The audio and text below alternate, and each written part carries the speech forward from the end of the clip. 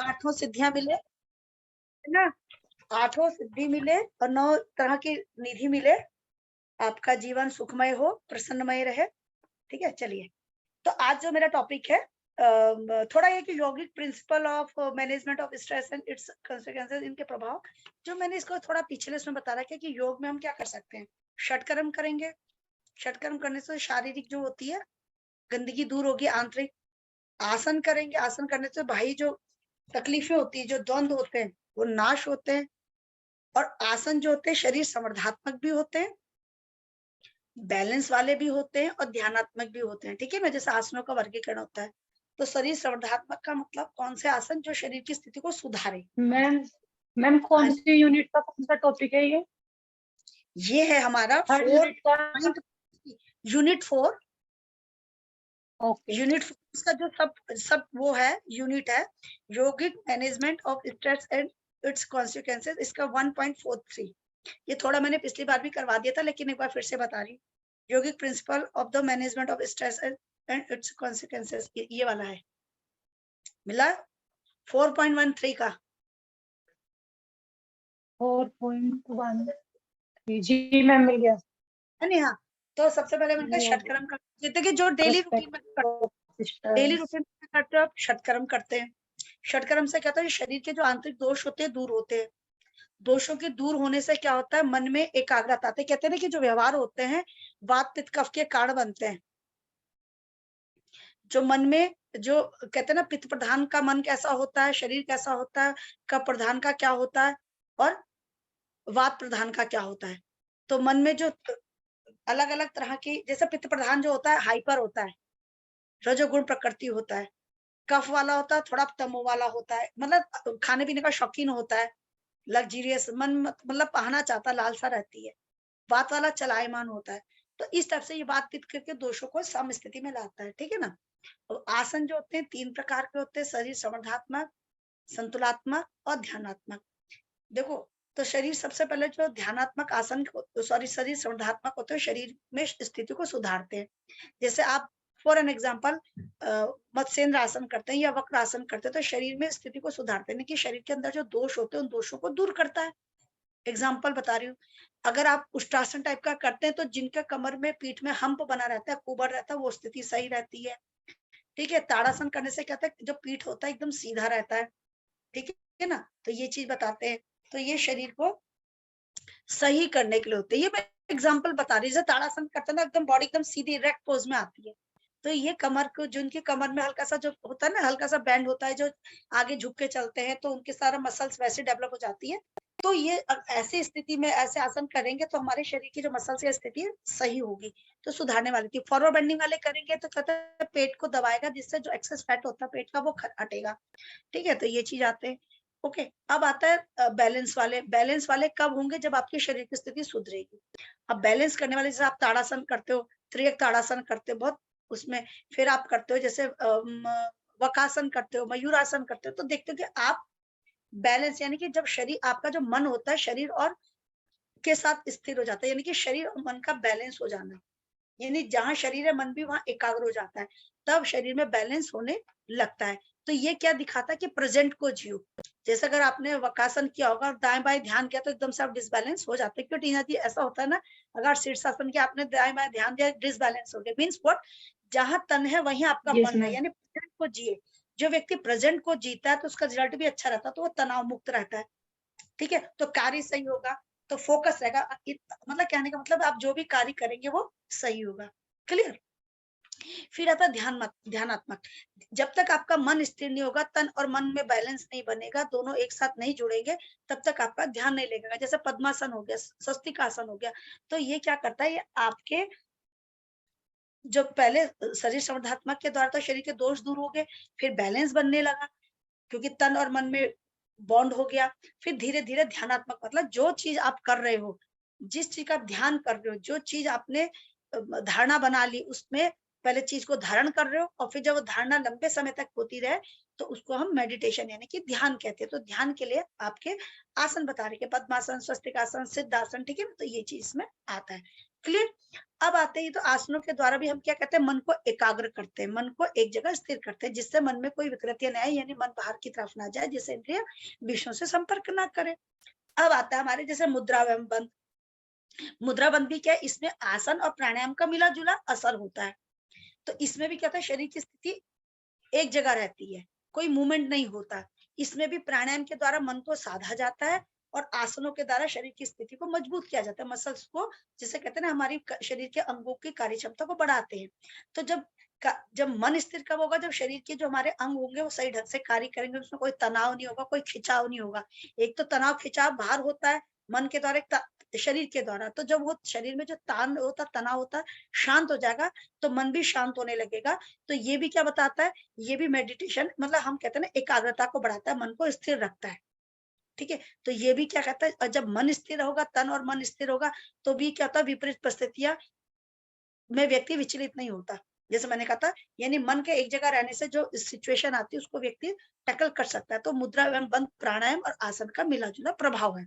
ठीक है, जो मैं मन के बारे में बता रही हूँ, ठीक है ना। अब आता है जैसे हमारा इसमें प्रत्याहार। प्रत्याहार वही है कि मन को अंतर्मुखी करिए।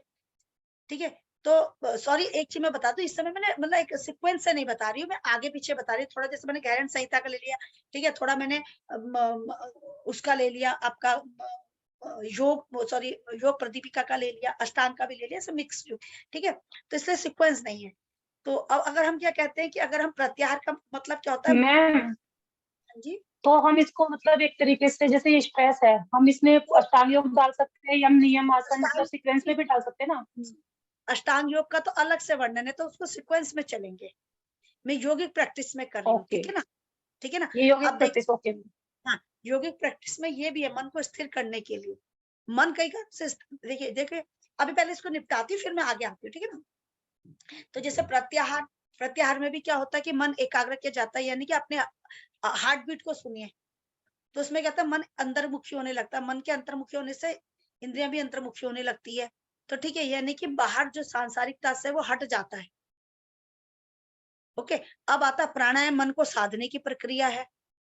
प्राणायाम का मतलब सिर्फ ये नहीं मन को साधना। देखो, प्राणायाम का फिजिकल भी एक इफेक्ट और मेंटल भी है। जैसे मैंने कहा था, जब आप गहरी लंबी श्वास भरते हैं, श्वास भरते हुए पेट फुलाते हैं, तो क्या होता है, डायफ्राम नीचे जाता है, परसेंटेज ऑफ एयर के साथ साथ परसेंटेज ऑफ ऑक्सीजन भी शरीर में जाती है। तो जब हम होल्ड करते हैं, तो जो हमारे जो लंग्स का जो लास्ट पॉइंट होता है, जहां से क्या होता है, जो जो लास्ट एल्वियोली जिसे कहते हैं, बिल्कुल अंगूर के गुच्छे की तरह होती है। तो वहां पे जो उसकी जो मेम्ब्रेन होती है, बड़ी पतली होती है। तो वहां से ऑक्सीजन ब्लड में जाती है, और जो ब्लड में जो कार्बन डाइऑक्साइड होती है वो वहां से आती है। और जब हम रेचक करते हैं और जब पेट दबाते हैं, तो डायफ्राम ऊपर जाता है, लंग्स कॉन्ट्रैक्ट होता है, परसेंटेज ऑफ एयर के साथ साथ परसेंटेज ऑफ कार्बन डाइऑक्साइड बाहर आ जाती है। तो ठीक है, तो इससे भी क्या होता है कि शरीर जब ऑक्सीजन जा रही है, ऑक्सीजन का कार्य क्या होता है, भोजन के पाचन में कार्य करता है, ये चीज है। ठीक है, और क्या करता है, ये शरीर को ब्लड के द्वारा पूरे शरीर में घूमता है, ये चीज बता रखी है। तो ये क्या होता है, जब और लंग्स के आने से लंग्स कैपेसिटी इंक्रीज हो रही है, यानी लंग्स के रोग नहीं होंगे। तो ये एक शारीरिक लाभ है। ठीक है, अब मानसिक लाभ क्या हुआ कि जब हम लेते हैं गहरी लंबी श्वास, फिर रोकते हैं और छोड़ते हैं। रोकने में क्या था, मन एक जगह एकाग्र हो जाता है, चले बाते चले चित्ते, निश्चल निश्चल बाते, यानी वायु के चलने से चित्त भी चंचल होता है, वायु के रुकने से चित्त भी शांत होता है। तो मन को एकाग्र करने की प्रक्रिया, यानी प्रेजेंट, विचार शून्य। आपको नहीं पता एक्शन हो रहा है कि रिएक्शन हो रहा है, विचार शून्य वाली स्थिति प्राणायाम होती है। ठीक है, उसी तरह से अगर आते धारणा ध्यान समाधि, तो इसमें क्या होता है, धारणा का मतलब था मन जब एकाग्र होता है, किसी एक विषय में को ऑब्जेक्ट को लेना है, दैट इज अ धारणा। और उसको लंबे समय तक चलाते रहना, उस एक विषय को जो आपने धारण कर लिया, उसमें लंबे समय तक आपका मन एकाग्र हो जाए, दैट इज अ ध्यान, जस्ट लाइक अ मेडिटेशन। और फिर एक समय बाद वो चीज भी हट जाए, दैट इज अ समाधि। ठीक है, अब योगिक प्रैक्टिस में हम तनाव को दूर करने के लिए क्या करते हैं, देखते हैं। हम आप देखते होंगे कि हम लोग, अगर हम एज अ ट्रीटमेंट की बात करें, क्योंकि ये तो योग के अंतर्गत जो, क्या अब ट्रीटमेंट की बात करें 5 एलिमेंट में, तो हम क्या करते हैं, जैसे गर्मियों का समय है, तो जैसे कहते हैं ना कि आप उसको क्या करते हैं, hot and sorry spinal bath दे दीजिए, कोल्ड स्पाइनल बाथ दे दीजिए, या फुल इमर्शन बाथ दे दीजिए। तो क्या होता है, एकदम रिलैक्स मिलता है। ठीक है, या कहते हैं सर में हल्के हाथ से स्पाइनल मसाज कर ली जाए, सर की मसाज कर ली जाए, तो क्या होता है ये रिलैक्स करता है, तनाव मुक्त करता है, गहरी नींद आती है। देखिए कभी आपको दिखता होगा तनाव के कारण जब सर भारी होता है, किसी कारण से तनाव होता है, तो अगर सर की कोई मसाज कर दे, स्पाइनल की या गर्दन की अच्छे ढंग से कोई मसाज कर दे, एकदम रिलैक्स होता है व्यक्ति, नींद गहरी आती है। तो ये यानी कि कहने का मतलब, और जब नींद से व्यक्ति नींद हटती है तो व्यक्ति के पास समस्या का समाधान करने के लिए मिल जाती है, उसको वक्त मिल जाता है। तो क्योंकि दिमाग को जब रेस्ट मिलेगा तो समस्या का समाधान भी हो जाता है। तो ये ट्रीटमेंट होता है। उस तरह से जल नीति सुत नीति जब आप देखते हो करते होंगे, तो ये भी ये करता है, दिमाग को रिलैक्स करता है, मन को शांत करता है, एकाग्र करता है। तो ये इसके फायदा आता है। तो इसी टाइप से क्या होता है, आहार आहार भी आपके मन को शांत करने के लिए बहुत इंपॉर्टेंट है। तो कहते हैं जैसा खाए अन्न वैसा रहे मन। तो यानी कि मन आपका शांत रहे, तो इसलिए आहार भी सात्विक होना चाहिए। ठीक है, सात्विक का मतलब है वो अन्न जिसको बाहर कम अग्नि की जरूरत पड़े और शरीर के अंदर भी कम अग्नि में वो सरलता से पच जाए, उसका पाक अच्छा हो, पाक अच्छा होने से उसका मल त्याग भी सरलता से हो। तो ऐसा जो अन्न होता है शरीर को ताकत प्रदान करता है। ठीक है, तो ऐसा अन्न लेनी चाहिए। प्राणायाम में जैसे कहते हैं भ्रामरी प्राणायाम हो गया, नाद ध्वनि हो गया, ठीक है, ओम चैंटिंग हो गया, अनुलोम विलोम हो गया। ये ब्रेन के दोनों पार्ट को, जो हाइपर होते हैं और हाइपो होते हैं, यानी कि एक तो सिंपैथिक और पैरासिम्पैथिक, दोनों को बैलेंस करते हैं। तो यानी कि जब दिमाग में बैलेंस होने लगता है तो क्या होता है, तनाव की स्थिति से लड़ने में व्यक्ति को, जैसे मैंने पहले बताया, सकारात्मक में ले जाता है उस तनाव को, और क्या करता है, समस्या का समाधान करने को वो मिल जाती है, तरीका ढूंढता है, तरीका पाता है वो। ठीक है, तो यहाँ ये चीज आती है, तो ये यहाँ पे आता है। उस तरह से देखते हैं जब व्यक्ति आप जब टेंशन हो तो कई लोग क्या करते हैं कि आसन करने लग जाते हैं, एडवांस आसन, एडवांस यानी कि बैलेंस वाले। क्यों करते हैं, ताकि मन एक जगह फोकस होने लगे, बाहर चीजों से जाना हट जाए। तो ये भी तनाव के लिए फायदेमंद होता है। दूसरी चीज कहते हैं तनाव को दूर करने का क्या कारण है, जो जिस कारण तनाव है उस चीज को समझिए, तनाव के कारण को समझिए, फिर कारण को नष्ट करने का वो रखिए कि तनाव का कारण क्या था। जब कारण पता चल जाएगा तो उन कारणों को नष्ट करने की पूरी वो करिए, क्या कहते हैं उसको, जानकारी लीजिए, किन किन कारणों से तनाव का कारण नष्ट हो सकता है। ठीक है, तो आप पूछ के समझ के ये चीज करिए, तो ये इसके अंतर्गत आता है। अब कहते हैं कि कोई भी स्थिति हो एकदम से, कई लोग होते हैं ना कि कहते हैं कि दूसरी चीज है कि आप अपनी समस्या का उसके पास लेके जाइए। कई लोग समस्या का मैं फिर बताऊंगी, इसमें सारी चीजें हैं कि कम्युनिकेट करिए, उससे कम्युनिकेट कर रही है जिसपे आप पे विश्वास हो कि ये मेरी समस्या का समाधान निकाल सकता है, तो आप उसके पास रखिए। और कहते हैं जहाँ कोई नहीं होता वहां ईश्वर होता है। तो जब आपको लगता है कि कोई नहीं मेरी समस्या का समाधान बता सकता, तो ईश्वर के प्रति समर्पित हो जाना चाहिए, उसकी शरण में चले जाना चाहिए कि प्रभु मैंने सब कुछ तेरे पे छोड़ दिया है, अब तू जाने, तेरा काम जाने। मुझे हर तरह से मैंने सोच दिया कि मुझे नहीं मिल रहे, कुछ भी रास्ते नहीं मिल रहे, तो कुछ समय रोक के भगवान की शरण में चले जाना चाहिए, कुछ समय रुक जाना चाहिए। तो कहते हैं कुछ समय बाद धीरे धीरे धीरे क्या होता है, समस्या का समाधान भी मिलने लगता है। तो ये चीज भी कहते हैं ईश्वर की शरण गति क्यों कहा है, क्योंकि वही आपकी समस्या का समाधान कर सकता है। जब आपको कहीं भी रास्ते ना दिखे तो वही आपको रास्ता दिखा सकता है। तो समय भी लेना चाहिए, इसलिए ईश्वर पे छोड़ देना चाहिए। ये नहीं कि लेकिन शुरू में ही छोड़ दो, पहले तो खुद फाइट करो, जब कुछ ना मिले तब करना चाहिए। तो ये आपके स्ट्रेस मैनेजमेंट को यौगिक प्रैक्टिस उसमें कहते हैं। फिर स्वाध्याय, दर्शन ये जरूर पढ़ने चाहिए, क्योंकि दर्शन क्या है, ये सत्य का ज्ञान कराते हैं, सत्य का ज्ञान कराते हैं। और जो व्यक्ति सत्य का ज्ञान प्राप्त करता है, ये जिसको सत्य की ज्ञान प्राप्त करना चाहता है, तो उस कहते हैं कि वो जो होता है वो एक निश्चित बुद्धि वाला होता है।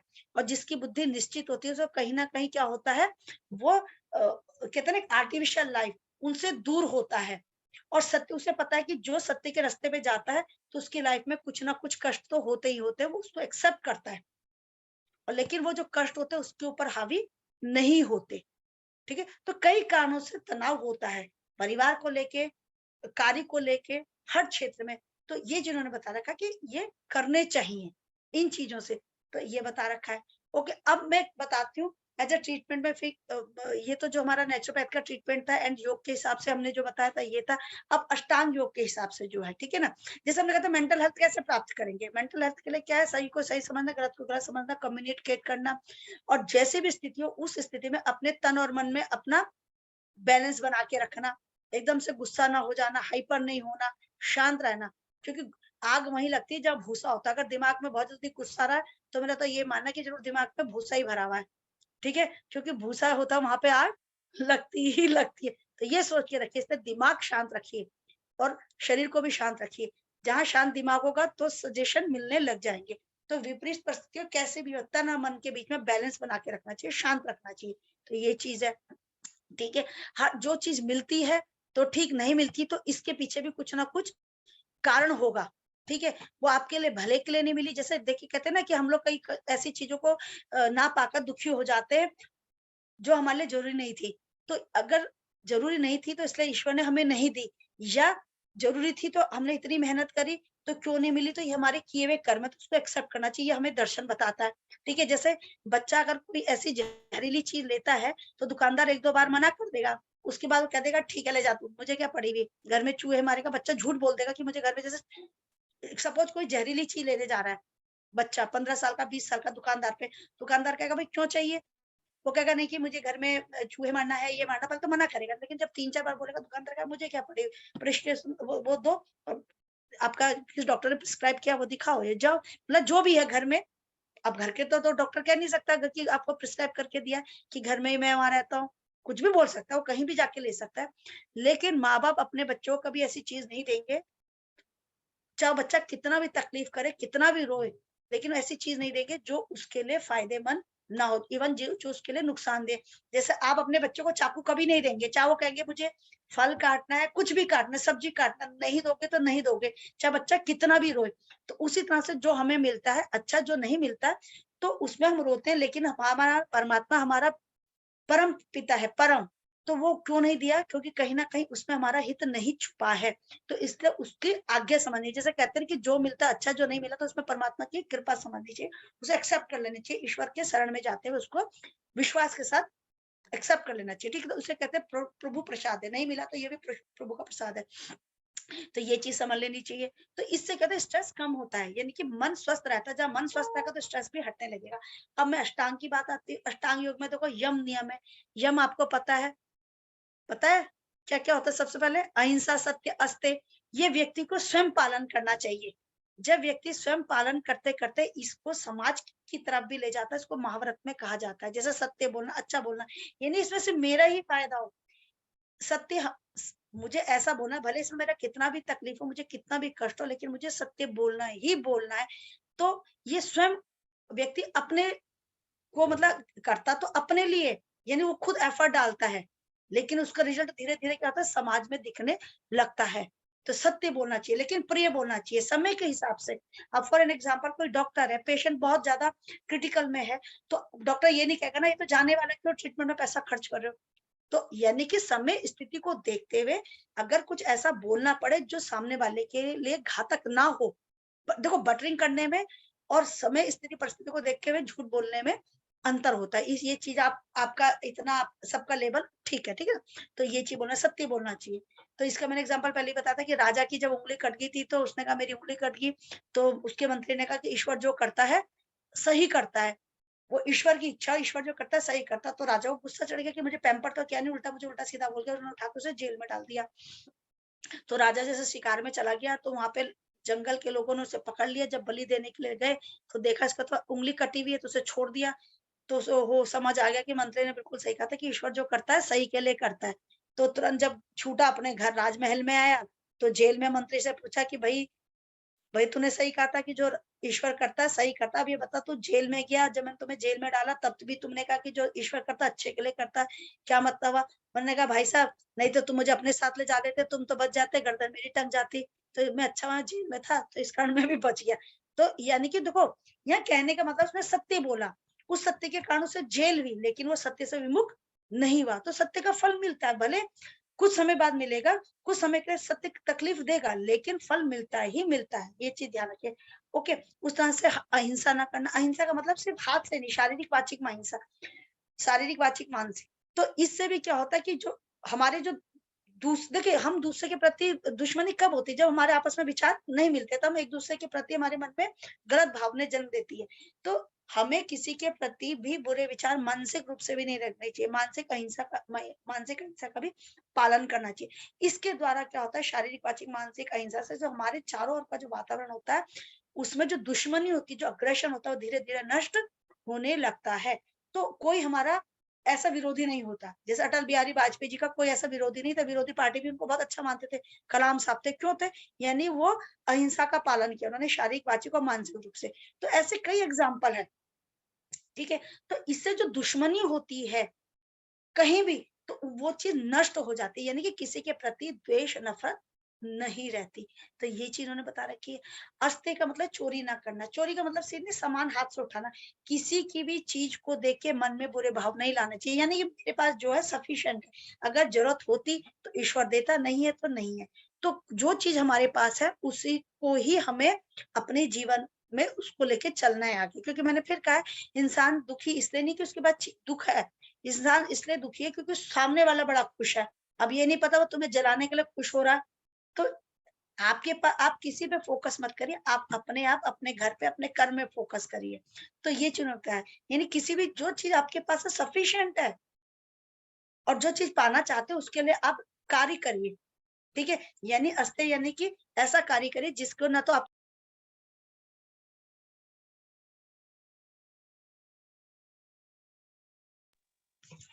2 सेकंड है, 2 सेकंड।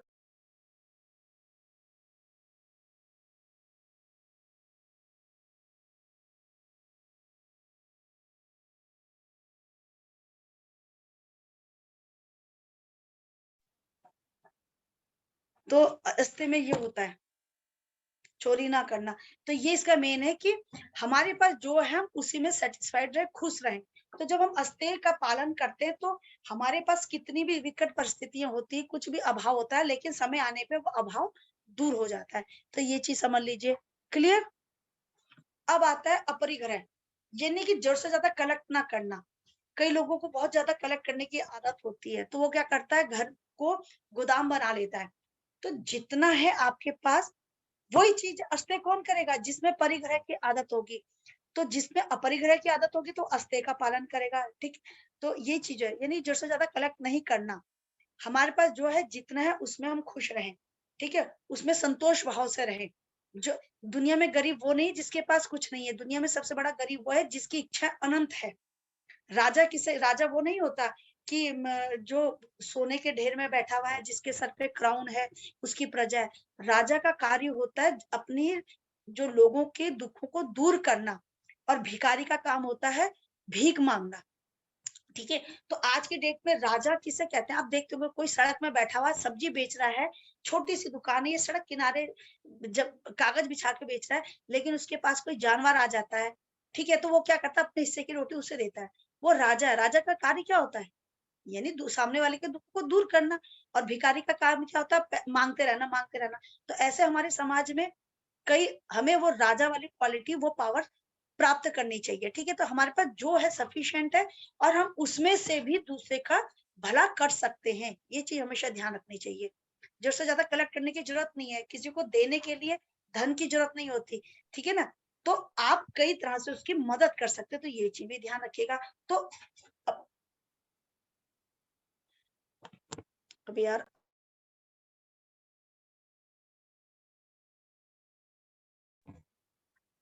ये भी नालायक ना तब तब आते हैं जब मेरी क्लास होती है, ठीक है। तो इतना ध्यान, इतना चीज है, सॉरी डिस्टरबेंस के लिए।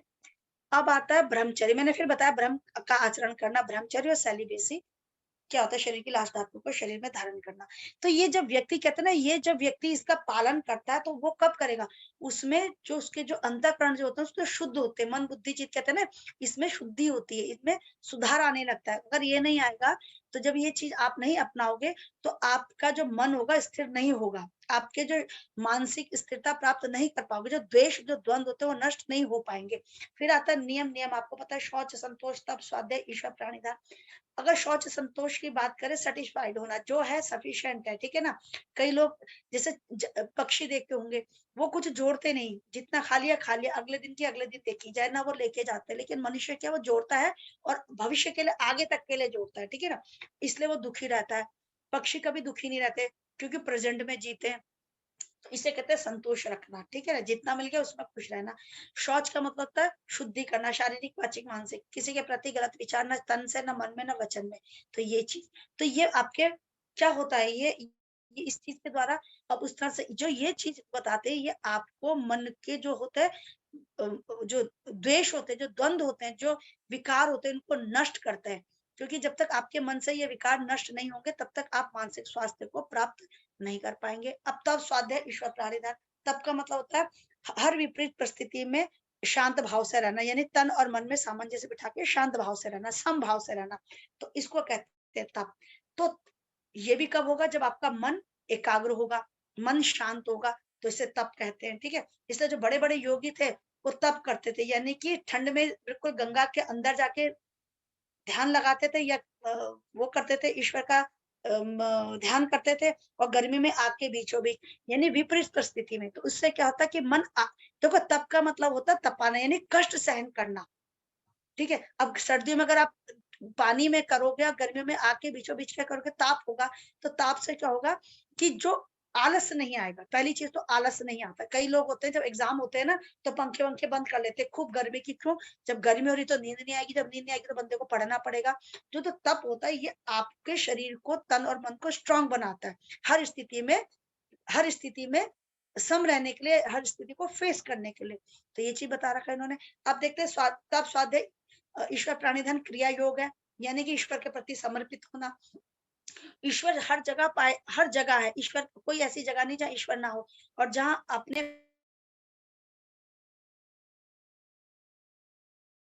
तो क्या करेंगे आप,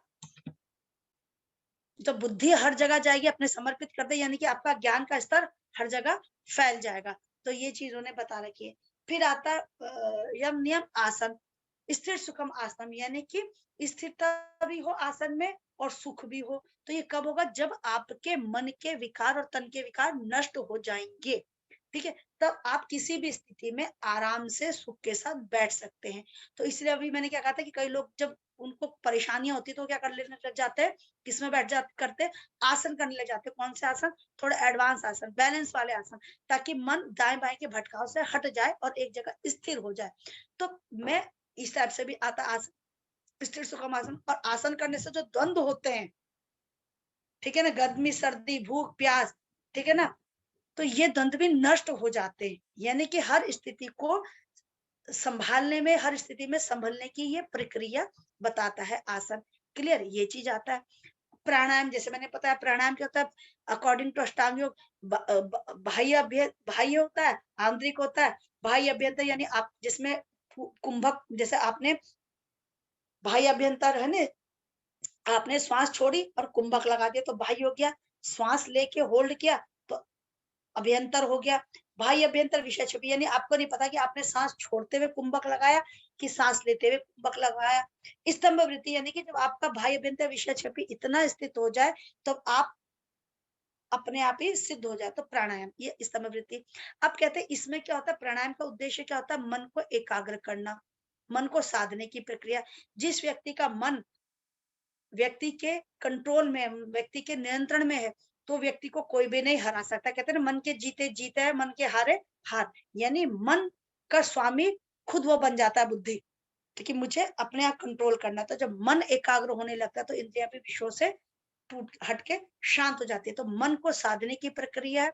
जितना मन व्यक्ति का स्ट्रांग रहेगा, वो व्यक्ति अमरता को प्राप्त करेगा, यानी कि जल्दी मृत्यु को प्राप्त नहीं करता। कि जिस व्यक्ति की जितनी इंद्रियां अपने विषयों की ओर भागती है, वो व्यक्ति मृत्यु को प्राप्त करता है। तो मन प्राणायाम कुंभक, तो कहते हैं ना, जब आपको गुस्सा हो, तनाव, तो गहरी लंबी सांस लो। गहरी लंबी का मतलब है 5 से 10 काउंटिंग तक इनहेल करो, 5 से 10 काउंटिंग तक रोको, 5 से 10 काउंटिंग तक रीचक करो।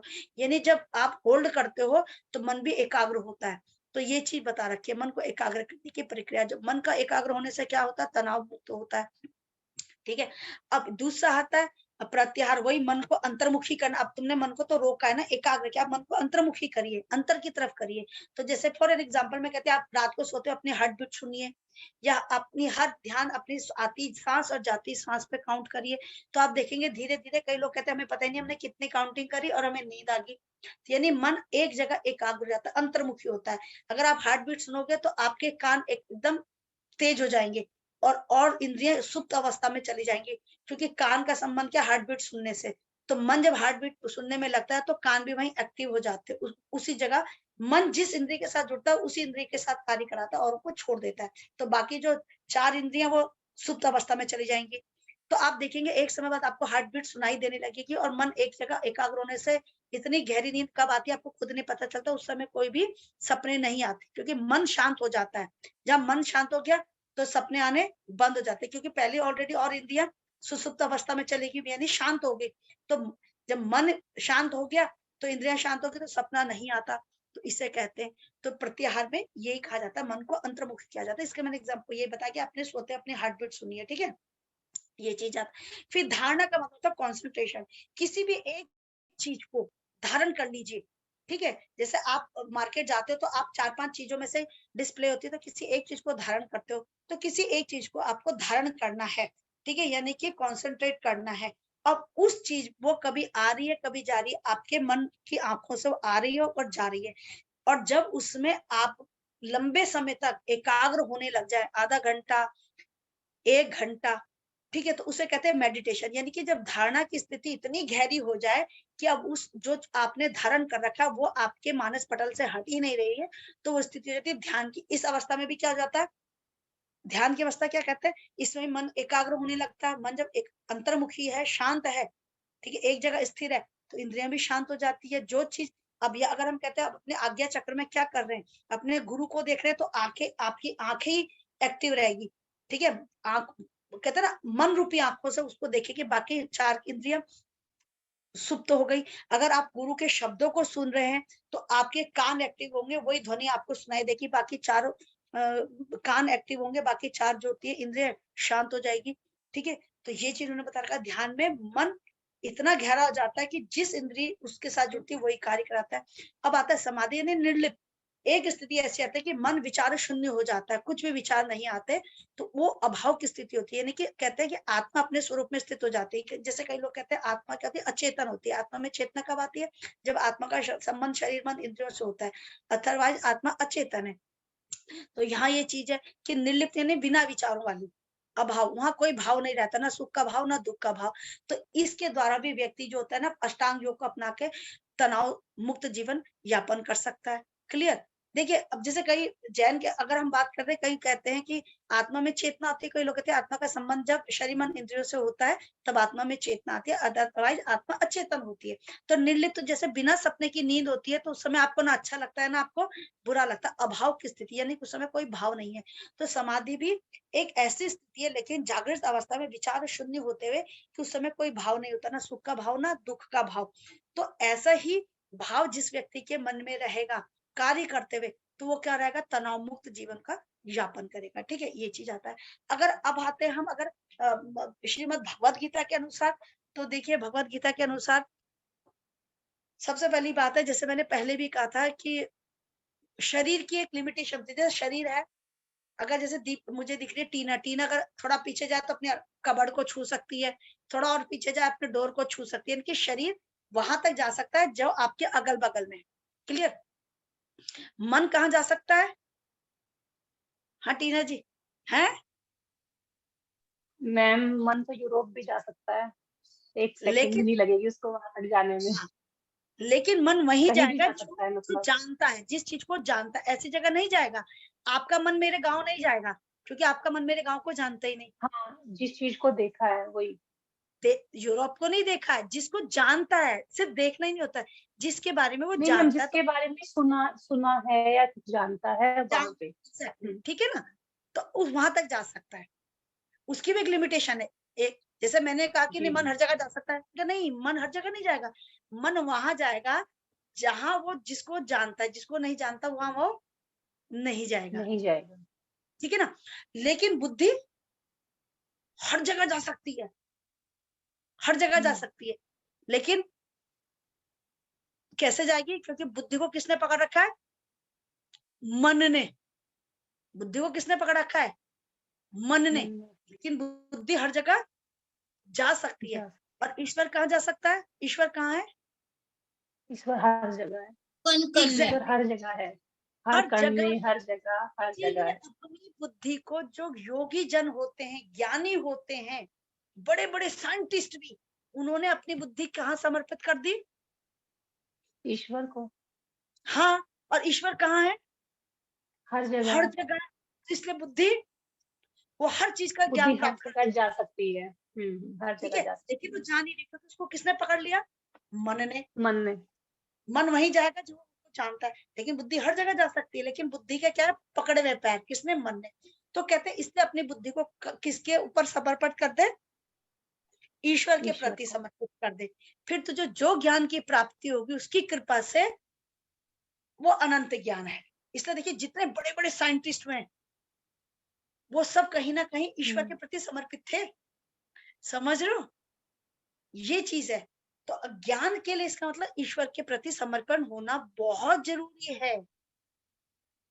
ठीक है, जो एज अ नॉर्मल गुरु को एक लिमिट तक ज्ञान देंगे, लेकिन जो परम पिता परमेश्वर वो गुरु है, वो सब ज्ञान देगा, लेकिन उसके शरण में जाके तभी तो मिलेगा।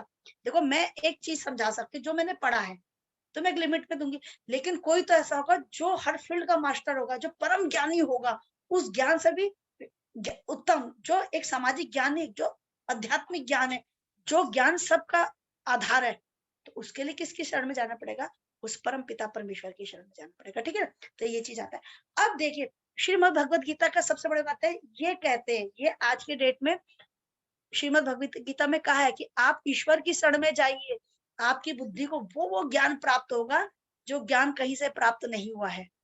ठीक है, अब कहते हैं देखो, अगर हम भगवत गीता की बात करें, श्रीमद् भगवत गीता की बात करें, गीता उपदेश की बात करें, उन्होंने क्या कहा है कि व्यक्ति इस गृहस्थ में रह के, अध्यापन में रहते हुए कोई भी कार्य करता हो, किसी भी फील्ड का हो, अगर वो भगवत गीता के हिसाब से कर्म करे तो वो मोक्ष को प्राप्त कर सकता है, अर्थात वो ज्ञान को प्राप्त कर सकता है। ज्ञान क्या है?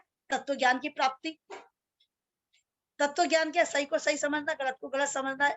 ठीक है, जो नित्य है नित्य को नित्य समझना, अनित्य को अनित्य समझना, यानी किसी चीज में राग द्वेष ना लाना, किसी चीज से अटैच ना होना। तो ये श्रीमद् भगवत गीता का एक ऐसा ज्ञान है कि जो सारे कष्टों को, सारी परेशानियों का निवारण करता है। ठीक है ना, जैसे आपको जब फेयरवेल मिली थी तो क्या बताया था, किसने बोला था ना कि क्या, मतलब नहीं, किसी ने नहीं बताऊंगी, मतलब वो चीज शायद मैंने गलत शब्द बोले फेयरवेल में, कहीं एक टॉपिक हुआ था कि सबसे पहले जो स्ट्रेस मैनेजमेंट को किसने, स्ट्रेस का मैनेजमेंट किसने किया था? श्री कृष्ण जी ने। श्री कृष्ण भगवान ने। जी मैम। मैम शक्ति जी ने जब बताया था अर्जुन को पहले मानसिक। बिल्कुल बिल्कुल बिल्कुल, अचानक मुझे क्लिक किया, लेकिन इट्स ट्रू ना, ट्रू। और यस देखो मैम। अब मैनेजमेंट गुरु कौन थे कि किसी कार्य को करना है, मतलब अब जैसे कहते हैं ना कि बीच में भी क्या होता है, वो होता है ना सर्जिकल स्ट्राइक हुआ था, पाकिस्तान में जाके मारेंगे, तो उसका मैनेजमेंट हुआ था। तो एक होता है मैनेजमेंट गुरु, एक होता है स्ट्रेस मैनेजमेंट। तो मैनेजमेंट गुरु थे हमारे श्री रामचंद्र जी, उन्होंने लंका में जाके रावण को पीट के आए थे, रावण का पूरा लंका जलवा दी थी। तो उन्होंने सबका सहयोग लिया था, छोटा बड़ा, ऐसे नहीं कहा था अच्छे कि विभीषण मैं तेरी बात नहीं मानूंगा, तू तो उसका भाई है, अरे हनुमान जी तुम क्या कर लोगे, अरे बांदर तुम क्या कर लोगे। उन्होंने सबकी बात मानी और उन्होंने लंका पे विजय प्राप्त करी। दैट इज अ मैनेजमेंट गुरु, जो किसी संस्थान को आगे बढ़ाती है। एक होता है स्ट्रेस मैनेजमेंट। तो स्ट्रेस जब हुआ, किसको हुआ? अर्जुन को हुआ। कब हुआ? युद्ध क्षेत्र में। अरे यहाँ तो मेरे भाई बंद भी हैं, अब कैसे लड़ू, इन्हें कैसे मारू, मुझे पाप लगेगा। उन्हें तनाव हुआ, तो श्री कृष्ण जी ने उनके तनाव का समाधान किया कि भैया चल मैं तुझे बताता हूँ, ताकि तू तनाव मुक्त जीवन, मतलब तू तनाव से रहित होकर समबुद्धि में होकर वे कार्य कर, तुझे पाप पुण्य की छोड़, तू मैं तुझे बताता हूँ कि कैसे तू टेंशन फ्री होकर कार्य कर, बाकी जो होगा देखा जाएगा। तो ये चीज उन्होंने बताई, क्लियर। अब मैं बताती हूँ इससे पहले कि कर्म, क्योंकि भगवत गीता किसके ऊपर डिपेंड है? कर्म के ऊपर डिपेंड है। उन्होंने कहीं नहीं कहा ना दिया घसो या चंदन की लकड़ी जलाओ या धूप बत्ती करो, सुबह शाम मेरी माला जपो। वो कहते हैं कि कर्म करो। ठीक है, अब कर्म होते हैं जैसे तीन प्रकार के, कर्म, ठीक है, अकर्म और विकर्म। कर्म को हम सकाम भी कह सकते हैं। ठीक है, सकाम का मतलब जो शास्त्रों में तो लिखे हैं वो कर्म करो, लेकिन उसकी मुझे क्या करनी है? कामना है। जैसे मैं पूजा पाठ करती हूँ, आप लोग पूजा पाठ करते हो, क्यों करते हो? कि मेरे घर में कोई दुख तकलीफ कष्ट परेशानी ना आए, मेरे बच्चे अच्छे ढंग से पढ़े, सब कुछ अच्छा अच्छा, यानी कि कहीं ना कहीं वो लालसा है, कुछ पाने की लालसा, यानी कि आप उससे फल प्राप्त करते हो, जिसमें फल की इच्छा हो। दैट इज अ कर्म, उसको हम सकाम कर्म भी कह सकते हैं। इतनी बात समझ आ रही? तो इससे आपको पुण्य मिलेगा। इससे क्या मिलेगा? पुण्य मिलेगा। एक होता अकर्म, कर्म तो कर रहे हो शास्त्र विदित, लेकिन उससे कोई फल की इच्छा नहीं है, तो इससे क्या मिलेगा? मोक्ष मिलेगा। यानी शास्त्र विदित जो भी कार्य कर रहे हो, समाज में कल्याण करने के लिए कर रहे हो, दूसरों के लिए कल्याण के लिए कर रहे हो, तो इससे क्या मिलेगा आपको? मोक्ष की प्राप्ति। यानी कि जो भी कर्म करेंगे उसमें स्थिति सम रहेगी, न तनाव होगा, न कष्ट होगा, न प्रेम होगा, न द्वेष होगा। ठीक है, तो ये चीज आती है अकर्म। अकर्म का मतलब होता है फल की इच्छा और आसक्ति से रहित होकर दूसरों के हित के लिए जो कार्य किए जाए, दैट इज अकर्म, अनासक्त भाव से। लेकिन कैसे होना चाहिए? शास्त्र विदित। ये नहीं किसी के मन में आ रहा है कि उसका गला काट दूं लेकिन मुझे फल नहीं चाहिए, ऐसा नहीं। शास्त्र में जो वर्णित है वो कर्म करना, लेकिन अनासक्त भाव से। ठीक है, फल की प्राप्ति नहीं करनी। तो ये क्या दिलाता है? ये अनासक्त, ये आपको मोक्ष दिलाता है। एक होता है विकर्म, यानी शास्त्रों में जिन कर्मों को करने से मना किया है लेकिन फिर भी उस व्यक्ति उसको करता है, तो वो कहता है विकर्म। यानी कि इससे क्या, किसकी प्राप्ति होती है? पाप की प्राप्ति होती है। यानी ये निषिद्ध कर्म है, इन्हें नहीं करना चाहिए। ठीक है, तो इसको कहते हैं निषिद्ध कर्म। करना तो नहीं चाहिए, लेकिन अगर व्यक्ति करता है तो इसको पाप कर्म कहते हैं, विकर्म, जो दूसरों के अहित के लिए होते हैं, दुख पहुंचाने के लिए होते हैं। ठीक है, तो ये पाप कर, ये पाप को बढ़ाता है। इतनी बात समझ आ गई? तो यहाँ तो जो कहते हैं कि अब कहते हैं कि अब देखिए, आप कोई भी कार्य करते हो उसमें राजस भी होता है, उसमें सात्विक भी होता है, उसमें तमस भी होता है। फॉर एन एग्जाम्पल, अब मैं कोई भी कर्म कर रही हूँ, जैसे आप लोग पूजा पाठ करते हो, ईश्वर का ध्यान करते हो, कुछ फल नहीं मांगते कि मेरी ड्यूटी है, ईश्वर धन्यवाद, दुनिया में भेजने के लिए, कुछ ज्ञान प्राप्त कराने के लिए, और कुछ नहीं, तो ये होता है सत्य कर्म। ठीक है ना? लेकिन आप पूजा पाठ कर रहे हो, जैसे मैंने अभी कहा, पाने के लिए कर रहे हो, तो ये राजस कर्म। तमस क्या होता है? कि कोई भी पूजा पाठ करे लेकिन दूसरों को कष्ट देने के लिए। एक ऐड आता है ना, माला जपती है बुढ़िया, उसका भी नाश हो, भगवान उसका भी नाश करे, दैट इज अ तामस। ये एग्जाम्पल है। तो अब तुम जैसे कर्म करो फल तो मिलेगा, लेकिन हमें कर्म कैसे करने हैं? ऐसे कर्म करने, सत्व कर्म करने हैं। यानी आप ईश्वर, जो भी कर्म करो ईश्वर के प्रति समर्पित होकर करो, शास्त्र विदित करो, लेकिन कैसे ना करो, फल की इच्छा के लिए मत करो, दैट इज अ सत्व कर्म। ठीक है, तो यहाँ तक आ गया। तो देखिए, उसको दूसरे शब्द में क्या कहते हैं? प्रारब्ध कर्म। प्रारब्ध कर्म किसे कहते हैं? कहते हैं ना, ये व्यक्ति बड़ा सुखी है, तो जरूरी नहीं इसने किया था, इसके पिछले जन्म के कर्म होंगे, ये पहले के किए हुए कर्म जिसका फल मिला है, तो दैट इज अ प्रारब्ध। कहते हैं ना, इसका प्रारब्ध ऐसा। एक होता है संचित कर्म, जो संचित हो रहे हैं, जिनका भी फल मिलना शुरू नहीं हुआ, संचित हो रखे हैं। ठीक है, एक क्रियामान जो आप कर रहे हैं, हम कर रहे हैं, तो इसे कहते हैं क्रियामान।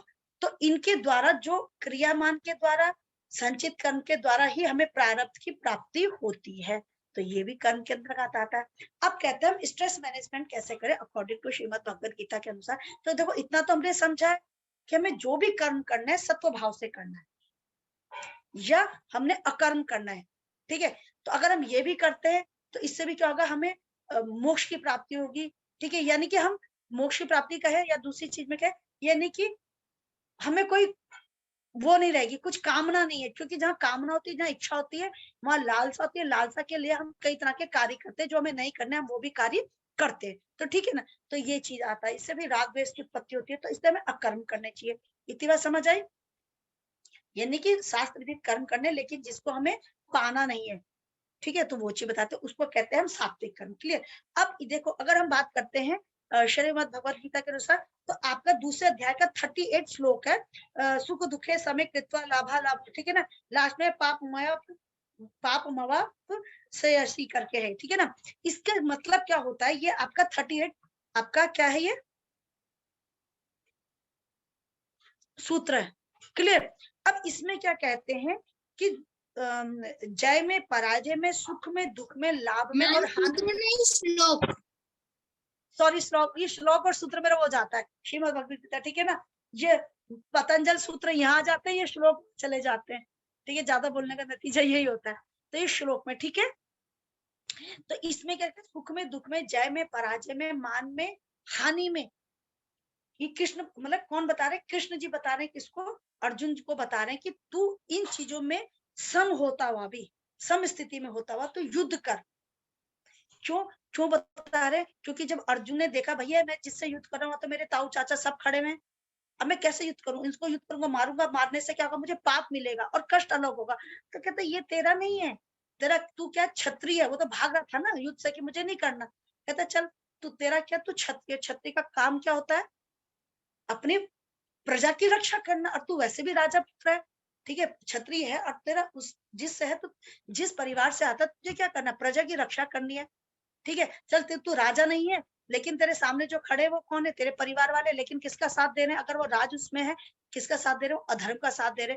तू क्षत्रिय है तो तेरा कार्य क्या है, अगर तू राजा नहीं है तो तू क्या कर, अधर्म का नाश करना, और अधर्म के नाश के लिए सामने जो खड़ा है उसे तुझे खत्म करना है। वहां यह मत देख कौन है, तुझे यानी कि युद्ध करना है सम स्थिति होते हुए, तू अपने कर्तव्य को कर, क्योंकि तू क्षत्रिय है। क्षत्रिय का कार्य करना क्या होता है, युद्ध करिए, और युद्ध भी क्या करिए, अपने प्रजा की भलाई के लिए करिए, प्रजा की रक्षा के लिए करिए। अगर तेरी प्रजा नहीं है तो सामने क्यों युद्ध करना है, क्योंकि सामने अधर्मी खड़े हुए हैं, क्योंकि उनके रहने से राज्य में अधर्म बढ़ रहा है, प्रजा में अधर्म बढ़ रहा है। वो कहते ना, अगर राजा गलत कार्य करेगा तो प्रजा तो करेगी करेगी गलत। तो कहते इससे तुझे युद्ध करना है, वो मत देख कि लाभ है हानि है सुख है दुख है, ये कुछ मत देख, पाप लगा पुण्य लगा, बस तू सम बुद्धि रखता हुआ युद्ध कर, युद्ध का परिणाम मत देख। तो ये चीज बता रखा है।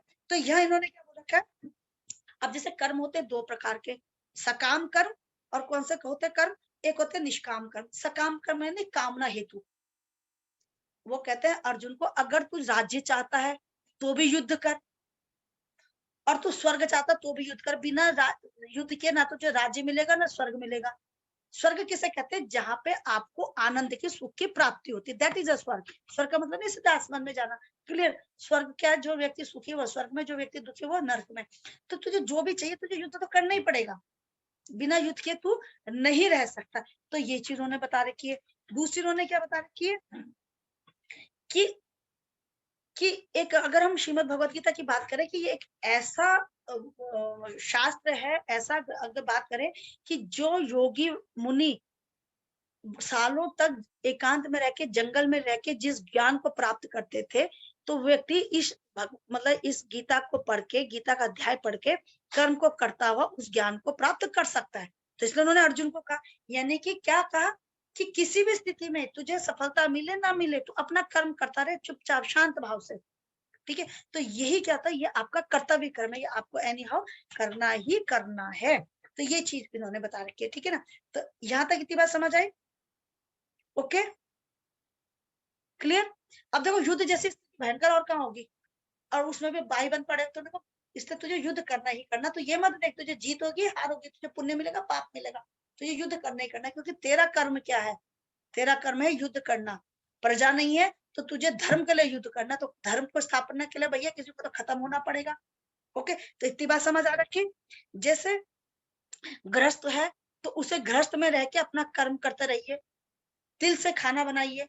कई बार होता है ना कि हम बड़े दिल से खाना बनाते, बहुत अच्छा खाना बनाता है, लेकिन सामने वाला जो विद्या रानी जी जब खाने की प्रशंसा नहीं करता, चुपचाप खाता, बुरा लगता है, होता कि नहीं होता। तो कोई नहीं, आपने अपना कर्म अच्छा किया, उसने नहीं किया उसकी गलती, आप अच्छा तो कहते, ये मतलब हर जगह है ये, ठीक है। उसी तरह से क्योंकि हर व्यक्ति अप्रिशिएट चाहता है कि अच्छा मुझे तारीफ हो, तुमने खाना अच्छा बनाया, ठीक है। शांत भाव से आपने अपना कर्म बहुत अच्छे ढंग से किया, सामने वाले ने कोई रिस्पांस नहीं दिया, कोई नहीं।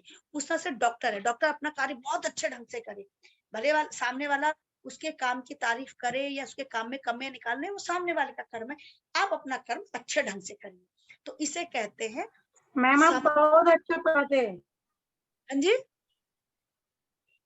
हेलो, बहुत अच्छे सिखाते हैं आप। अरे भाई धन्यवाद, ये आपकी ग्रेटनेस है, कोई अच्छा नहीं, ये एग्जाम्पल है, क्योंकि हम एक्सपेक्टेशन करते हैं। तो ये तो दुख का कारण, उन्होंने कहा तुम अपना काम अच्छे ढंग से करो, सामने वाले क्या रिजल्ट हो रहा है क्या नहीं हो रहा उसे छोड़ दो, आपको तो पता है ना आपने काम बहुत अच्छे ढंग से किया है, बाकी छोड़ दीजिए। तो यही एग्जाम्पल होते हैं मेरे, वियर्ड है समझाने के लिए होते हैं, इसलिए मैं कहती हूँ एग्जाम में मत लिखिएगा, सिर्फ समझने के लिए, ठीक है ना। ठीक है, तो ये चीज ओके, ये चीज नहीं समझ आई। तो व्यक्ति जैसे ऐसी बुद्धि से जो कार्य करेगा तो उसको पाप नहीं लगेगा और ना उसे वो लगेगा, ठीक है। तो इतनी बात समझ आई। अब यानी हर स्थिति में रहकर व्यक्ति शास्त्र विदित होकर कर्म कर सकता है, वो स्वयं का भी कल्याण कर सकता है और दूसरों का भी कल्याण कर सकता है। ऐसा नहीं कि जो व्यक्ति खाना बनाता है उसको मोक्ष नहीं मिलेगा। क्यों नहीं मिलेगा? क्योंकि जब वो भोजन बनाए तो प्रभु का स्मरण करते हुए भोजन बनाए, अच्छा भोजन बनाए, ठीक है, और सामने वाले ने कोई रिस्पॉन्स नहीं दिया, कोई नहीं, उसने अपना कर्म तो अच्छा किया, उसने अपना भी कल्याण किया, भोजन बनाते हुए ईश्वर का ध्यान किया।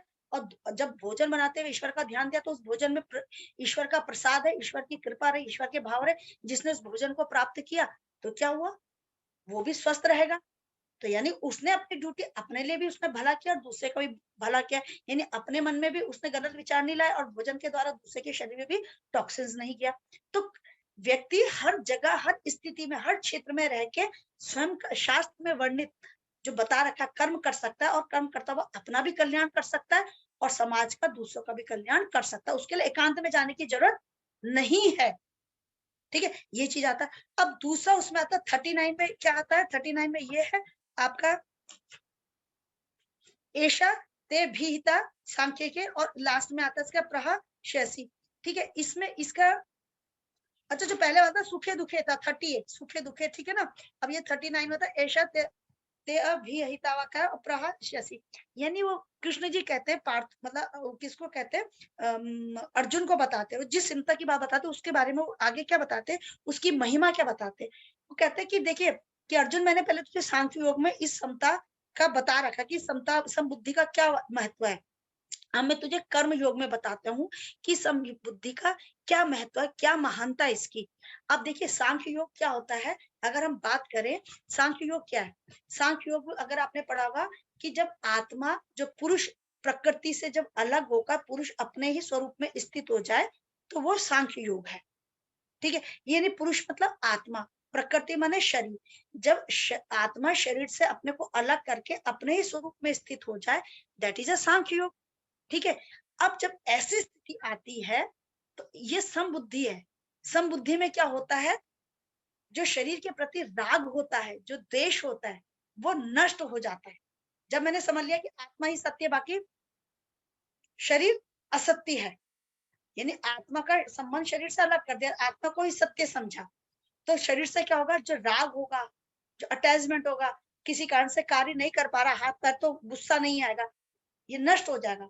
तो जिसके कारण पाप भी नष्ट हो जाएगा। जब ये समबुद्धि आएगी, समबुद्धि कब आएगी, सांख्य के द्वारा, जब आत्मा को आत्मा ही समझा जाएगा और शरीर को शरीर ही समझा जाएगा, दोनों में भिन्न समझ लिया, और आत्मा को ही सत्य समझते हुए आत्मा को ही सच्चा माना और आत्मा के रास्ते पे चला, आत्मा में ही स्थित हो गया, ठीक है। लेकिन जब विषम बुद्धि होती है, यानी आत्मा शरीर के साथ मन को स्थापित कर लेती है, जब शरीर और मन आत्मा को स्थापित कर लेती है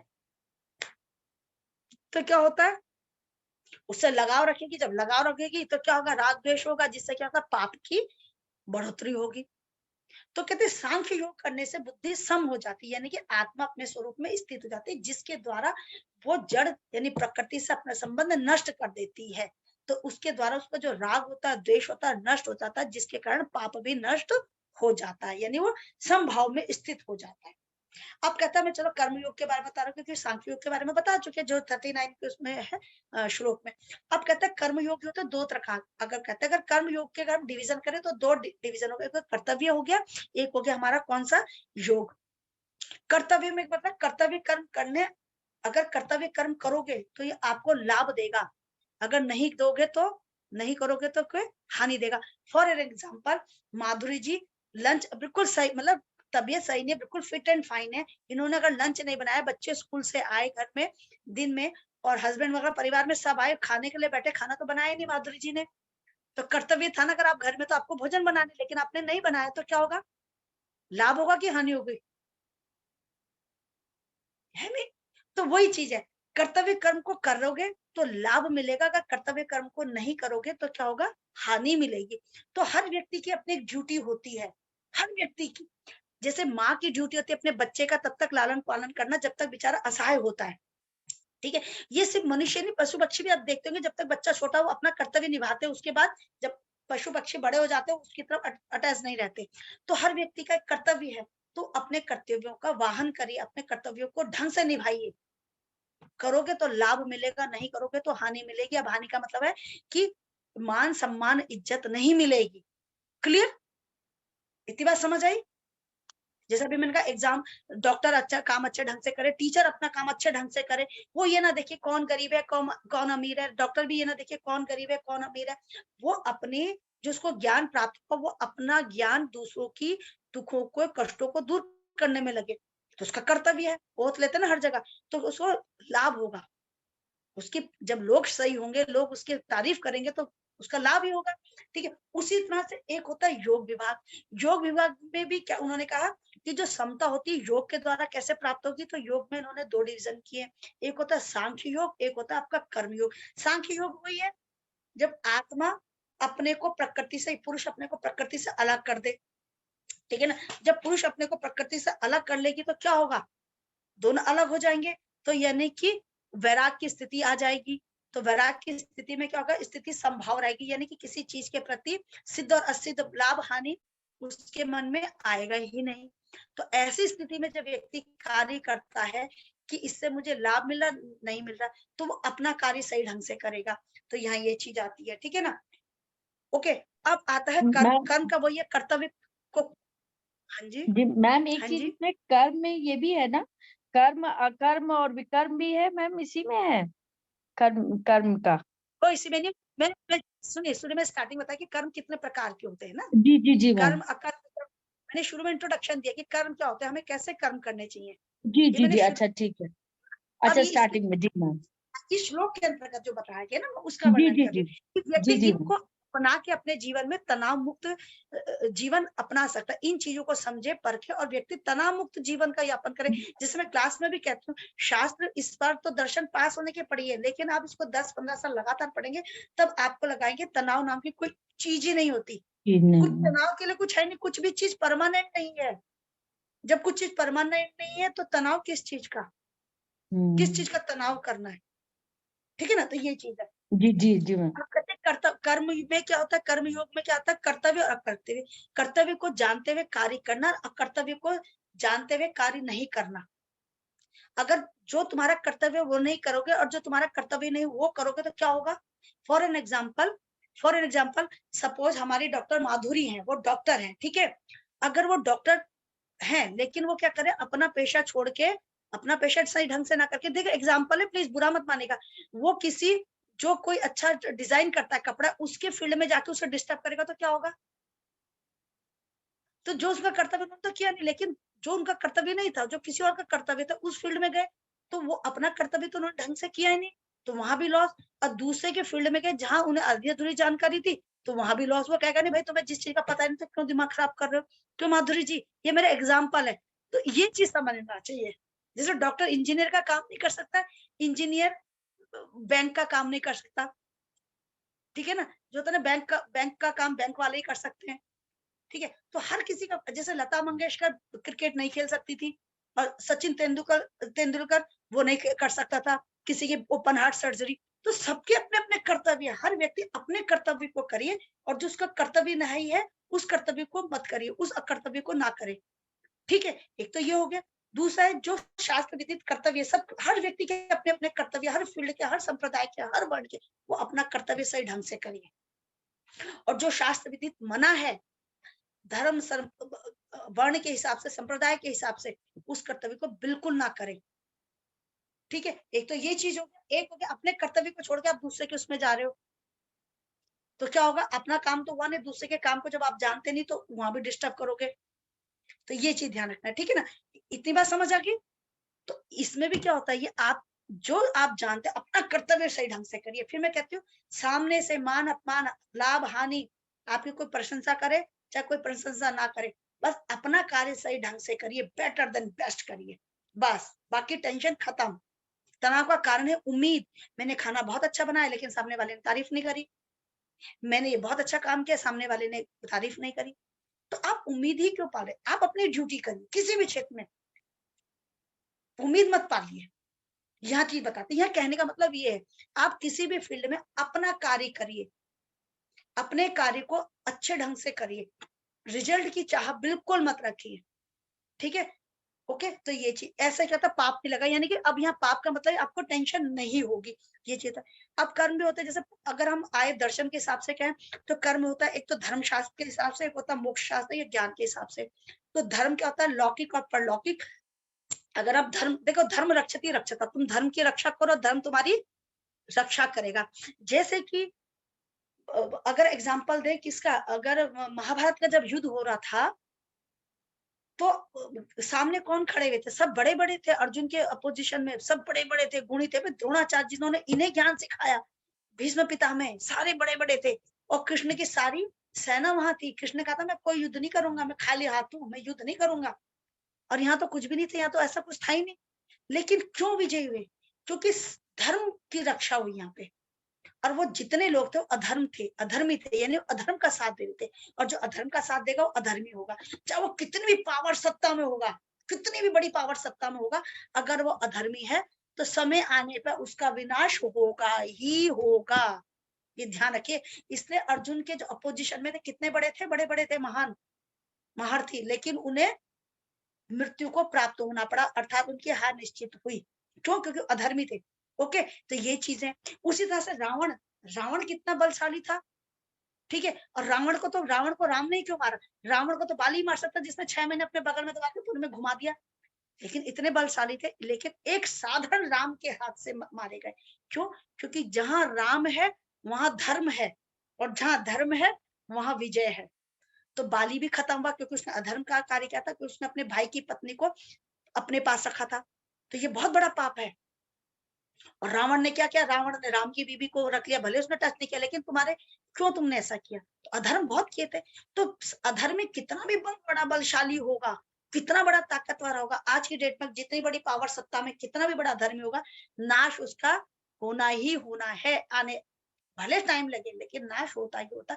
इसलिए धर्म रक्षित रक्षता, तुम धर्म की रक्षा करो और धर्म तुम्हारी रक्षा करेगा ही करेगा। यानी कष्ट तो जरूर होंगे, धर्म के राह में, सत्य के राह में कष्ट होंगे, लेकिन सत्य नष्ट नहीं कर सकता आपको, ये ध्यान रखिएगा। तो इतनी बात समझ आ रही, तो ये चीज है। तो धर्म क्या कहता है, अगर आप धर्म के रास्ते में चलते हो तो सिर्फ इस जगह ही आपको साधारण वो नहीं मिलेगी, सफलता नहीं मिलेगी, पारमार्थिक सफलता भी मिलेगी। जैसे जब इन्होंने, पांडवों ने जब युद्ध जीता था तो क्या करा था, धर्म की तो रक्षा करी थी, लेकिन क्या था, राजपाट भी तो मिला था।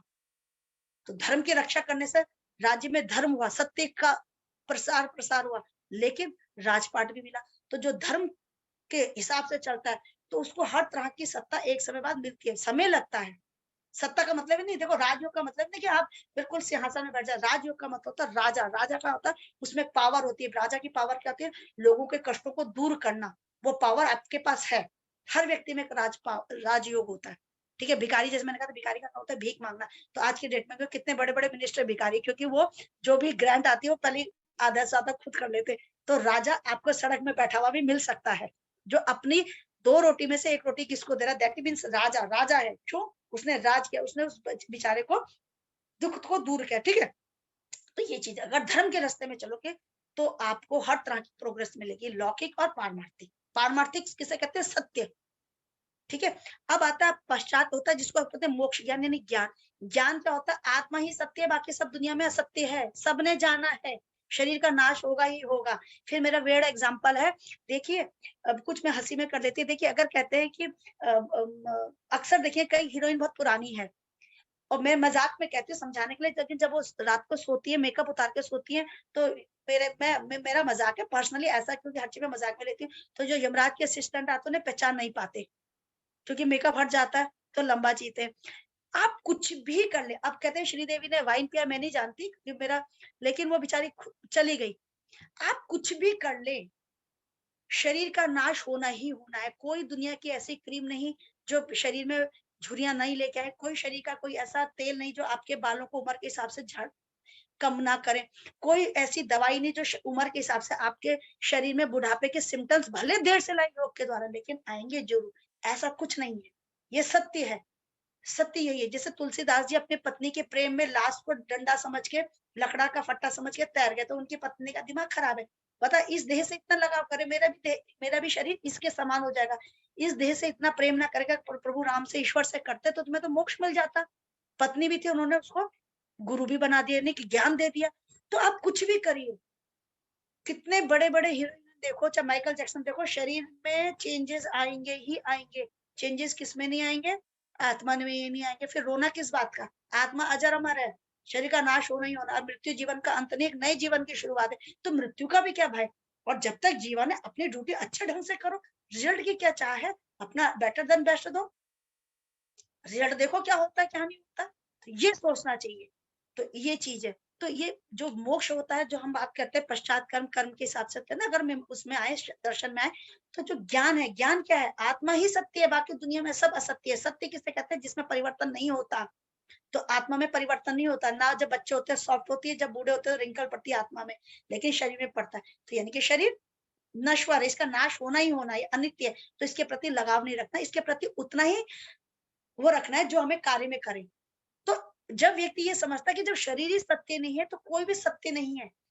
ना सुख सत्य है, ना दुख असत्य है, ना मान सत्य है, ना हानि सत्य है, ना लाभ सत्य है, ना शुभ सत्य। यानी कुछ भी चीज परमानेंट नहीं है, चेंजेज है। और जिस जहाँ चेंजेज है वो सत्य नहीं है। तो जो सत्य की राह में चलता है वो हर स्थिति में समान भाव से रहता है। तो ये आपका इसके अंतर्गत आता है। तो ठीक है, तो यहाँ तक चीज आई। अब कहते हैं कर्म को ले लो, कर्म योग ले लो, चाहे ज्ञान योग ले लो, इनका मेन उद्देश्य क्या था? तत्व ज्ञान की प्राप्ति। तत्व यानी आत्मा। जब आत्मा को सत्य समझ लेते तो उसको समझते हुए आप जो भी कार्य करते हैं वो समभाव में होकर करते हैं, यानी कि लाभ हानि की आप स्थिति में नहीं करते, समभाव से करते हैं और अपना करते हुए समझते हुए करते हैं। अब आता है, अब समबुद्धि को प्राप्त करने का साधन क्या? भाई कैसे हम समबुद्धि को प्राप्त करें ताकि किसी भी स्थिति में हमारा मन विचलित ना हो, हर स्थिति में समान रहे। तो कहते हैं ये आपका आता है 49 जो श्लोक है, व्यवसाय व्यवसाय का, और लास्ट में था अव्यवसाय का। तो व्यवसाय का क्या कहते हैं? इसको निश्चित बुद्धि को कहते हैं, निश्चित बुद्धि। अव्यवसायत्मक अगर थोड़ा बोलने में वो हो रहा है तो वो होता है अनिश्चित बुद्धि। कहते हैं कि कर्म योगी जिस समता को प्राप्त करना चाहे, समता माने समबुद्धि, जो हर स्थिति में समान भाव से रहे, कि कर्म योगी जिस समता बुद्धि को प्राप्त करना चाहता है वो बुद्धि। श्लोक का नंबर बता दीजिए। 49 दूसरे अध्याय का 49। Okay, thank you. क्योंकि थोड़ा यहाँ पे ना व्यवसाय का तो ये होता है निश्चित बुद्धि, एक बुद्धि, और लास्ट में अव्यवसाय का मतलब होता है अनिश्चित बुद्धि। ठीक है। अब कहते हैं कर्म योगी को क्या होना चाहिए? जिस समता को पाना चाहता है, समता माने हर स्थिति में समान बुद्धि, तो वो बुद्धि कैसी है? वो परमात्मा स्वरूप है। वो बुद्धि कैसी है? परमात्मा स्वरूप है। ठीक है ना। अब इसकी प्राप्ति कब होगी? जब आपके अंतःकरण में समता का भाव होगा, यानी आपके मन बुद्धि चित्त अंतःकरण क्या होते हैं? इसे क्या होता है? अंतःकरण का क्या है? किसको अंतःकरण की श्रेणी में रखा गया है? मैम मन बुद्धि अहंकार, हाँ, अंतःकरण। हाँ, तो यहाँ भी समान होना चाहिए, यानी यहाँ पे भी कुछ चीज लाभ हानि, शांत भाव रहना चाहिए। ठीक है। तो आपके मन बुद्धि अहंकार जो भी है, यहाँ भी समान स्थिति रहनी चाहिए। यानी कि कर्मयोगी जिस समता बुद्धि को प्राप्त करना चाहता है वो समता बुद्धि कैसे? परमात्मा स्वरूप है। इसीलिए आपके अंतःकरण में, मन में, बुद्धि में, चित्त में, अहंकार में समता का भाव रहना चाहिए। मन बुद्धि चित्त में समता का भाव रहना चाहिए, यानी कि किसी भी चीज में विचलित नहीं होना चाहिए। तब आप क्या करोगे? तब यही समता आपको कहाँ पहुंचाएगी? परमात्मा के समीप पहुंचाएगी। क्लियर? ये चीज आता है। अब कहते हैं जब आपके अंतःकरण में समता होगी तब संसार के प्रति जितना भी, आपने किसको प्राप्त कर लिया? परमात्मा स्वरूप को प्राप्त कर लिया। और जब आपने परमात्मा स्वरूप को, समत्वम योग उच्यते मैम, सम हो गए हैं हर स्थिति में। तो आप, मैंने अभी क्या कहा था? समता बुद्धि कैसे? परमात्मा स्वरूप है। तो जब अंतःकरण में आपका समता का भाव आ गया, अर्थात आपने किसको पा लिया? परमात्मा को पा लिया। अब जब आपने परमात्मा को पा लिया तो आप संसार की तरफ भागोगे, संसार से लगाव रखोगे, तो क्या हो गया? क्षण भंगुर, राग था, हम परमानेंट चीजों की तरफ नष्ट हो, भागेंगे, सिर्फ परमात्मा ही परमानेंट है। मीराबाई ने क्या करा था? जब ईश्वर से रहे तो उन्होंने राजपाट सब छोड़ दिया था कि नहीं छोड़ दिया था? है, अगर हमारी टीना चौधरी को मिल जाएगी देहरादून की चेयर, ठीक है, तो छोड़ देगी ईश्वर के प्रति। वो लगाव होना चाहिए ना, यस मैम, है नहीं? तो अब देखिए, छोड़ जब देंगे आप ईश्वर ईश्वर मिलेंगे को तो प्राप्त सब कर कुछ। लोगे, और उन्होंने तो पति वति सब छोड़ दिया, तो ईश्वर को ही पति माना था, हम कहाँ छोड़ पाते हैं? हमने कहीं ना कहीं बंधे हुए हैं। ठीक है ना। मैं उसकी बात कहती हूँ, यानी संसार के प्रति लगाव नष्ट हो जाता है, भाव नष्ट हो जाता है। तो ऐसी बुद्धि को व्यवसाय व्यवसायात्मिक बुद्धि कहते हैं। एक निश्चय बुद्धि होती है, यानी बुद्धि कहाँ समर्पित होगी? ईश्वर के प्रति। जहाँ ईश्वर के प्रति समर्पित होती है, अब उसे किसी चीज की कामना नहीं है, किसी चीज की कामना नहीं। वो किसकी कामना करता है? ईश्वर की कामना थी, ईश्वर पे ही समर्पित होगी। तो जब ईश्वर पे समर्पित होगी तो कुछ चीज चाहता ही नहीं है, तो राग द्वेष सब नष्ट हो जाएगा। क्लियर? इस बुद्धि में त्याग होता है। किसका त्याग है? संसारिक पदार्थों का, चाहे उसमें धन का हो, चाहे पद का हो, चाहे किसी का भी हो। तो मीराबाई इसका अच्छा एग्जाम्पल था, है कि नहीं है? है नहीं? तो त्याग दिया ना उन्होंने कि मुझे बस वही चाहिए और मुझे कुछ नहीं चाहिए। अब आती है जो अव्यवस्थात्मिकता बुद्धि होती है, वो अनंत मैम बुद्धि होती ये 41 सूत्र था, वो 49 श्लोक था, सॉरी 41। नो मैम 41 श्लोक है ये जो आप पढ़ रहे हो, व्यवसायिक का। हाँ हाँ, सॉरी, 1/9 पढ़ रहे हो। 41, सॉरी सर, 41 या बोलते मैम बोलते 41 है, सॉरी सॉरी। अरे बीच में कई लोगों ने डिस्टर्ब कर दिया ना, तो दिमाग से हट जाता है। 41 है, सॉरी सॉरी सॉरी सॉरी। अब कहते हैं, अब देखिए, जिसकी अनंत बुद्धि होती है ना, अनंत बुद्धि किसकी होती है?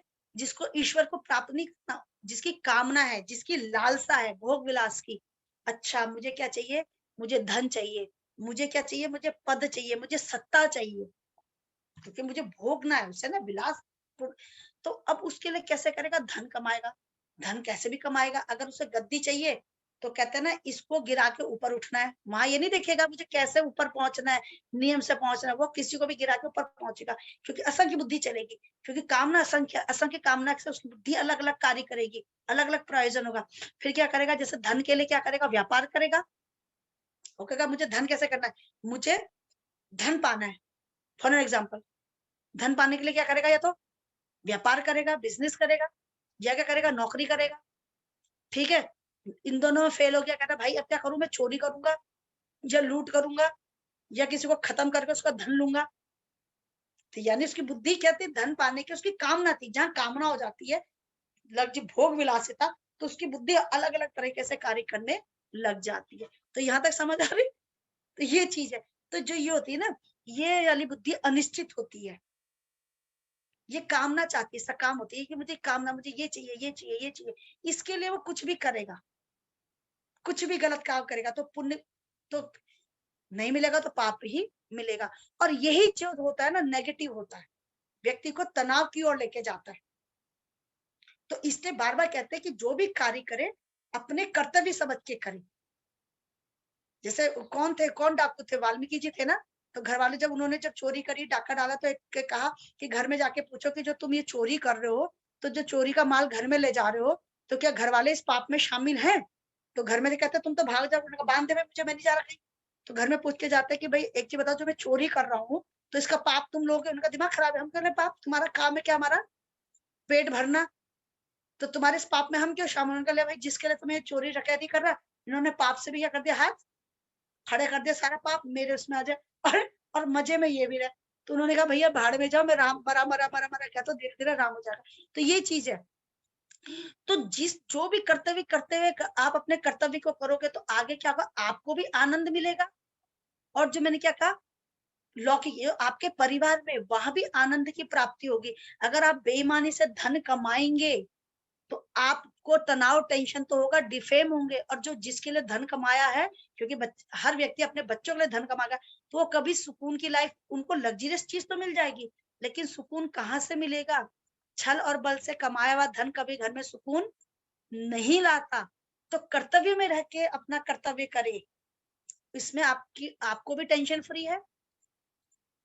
जो धन आ रहा है उसमें बरकत है, और उसके द्वारा जो घर में सम्मान आ रहा है उसमें भी बरकत है। समझ रहे? तो ये चीज अनिश्चित बुद्धि मत करो, एक बुद्धि करो। तो ये चीज उन्होंने कहते उद्देश्य तो एक ही होना चाहिए, परमात्मा को जानना। जब तक मनुष्य का एक उद्देश्य नहीं होगा, उद्देश्य अलग अलग होंगे, तो बुद्धि भी अलग अलग होगी। जब अलग अलग बुद्धि से अलग अलग कार्य करेंगे, तो क्या होगा? तनाव होगा, और यही आपके टेंशन का कारण बनता चला जाएगा। ठीक है, इतनी बात समझ आ रही? चले आगे। हेलो मैम, टाइम हो गया है। चलिए ठीक है, बाकी का अगली बार करेंगे। मेरा 4:47 हो गए मैम। चलिए, एक्चुअली इसमें भी दिखा रहा है कि मेरा भी नेट क्लियर हो गया। चलिए सॉरी, आगे नेक्स्ट टाइम करेंगे। ठीक है, चलिए। ओके मैम, धन्यवाद मैम, बहुत अच्छे से थैंक समझाया यू आपने ma'am, stress. Thank you ma'am, thank you. Thank you so much, ma'am. Thank you, ma'am. Thank you, ma'am.